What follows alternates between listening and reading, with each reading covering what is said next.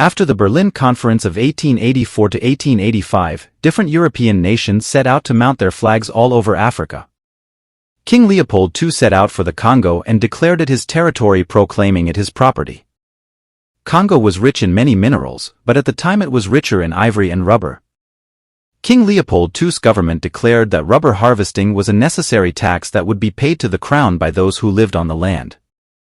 The rubber industry in Europe was booming and he had to meet the demands of the market. As punishment for not fulfilling the quota, they cut off of your limb or get murdered. Leopold II had an army which consisted of about 19,000 European mercenaries, called public force. The military aggressively recruited Africans into its lower ranks as well. These Africans were press-ganged into service and they were executed if they resisted. The European officials were so ruthless and based on their rubber hatred and targeting that they created a rule for soldiers to cut off and deliver the hands of any of the Congolese citizens killed for failing to fulfill their quota. The source began to decline, thus becoming slightly scarce.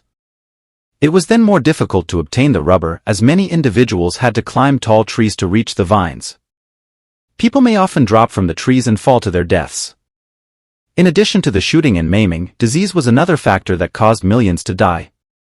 The well-being of the workers was not taken into account by the Belgians, most starved. However, this did not make the Belgians stop. They continued the slavery and enslavement of the people of the Congo.